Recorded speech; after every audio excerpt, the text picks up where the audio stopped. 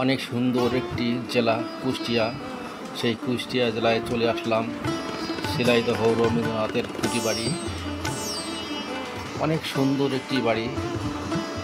এখানে রবীন্দ্রনাথ ঠাকুর এসে মাঝে মধ্যে বসতেন, কবিতা লিখতেন। তো বন্ধুরা, কুষ্টিয়া শহরটি অনেক সুন্দর। আমি রংপুর থেকে কুষ্টিয়ায় বেড়াতে এসেছিলাম। বেড়াতে এসে এই রবীন্দ্রনাথ কুঠি বাড়িতে এসেছি একদিনের জন্য সফরে। একটি মনোমুগ্ধকর পরিবেশ, এত ভালো লাগে, এত গোছালো যে কল্পনার বাইরে। আপনারা যদি কখনো সুযোগ পান এই রবীন্দ্রনাথের কুঠি বাড়িতে চলে আসবেন, এখানে ভালো লাগবে। একটি দেখার মতো জায়গা।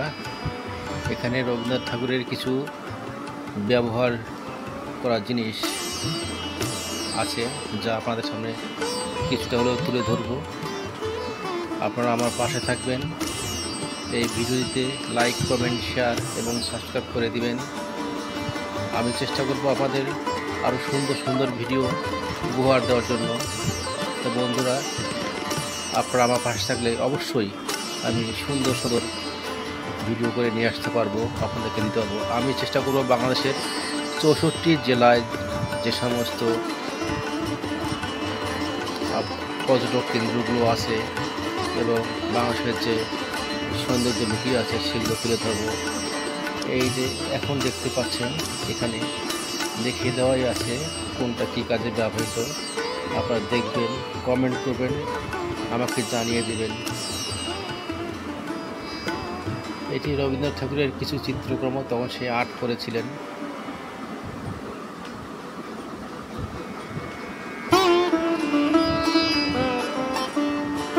বন্ধুরা,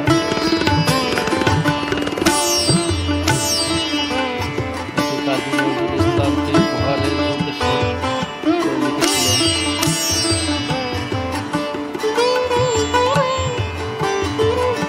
আমার কাছে অনেক ভালো লেগেছে।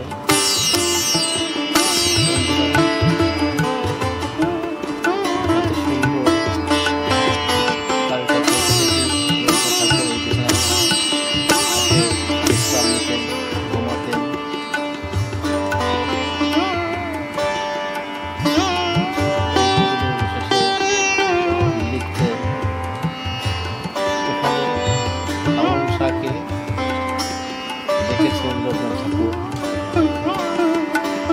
একটি পালকি, এই পালকির চড়েই আগেকার লোকরা চলাফেরা করত।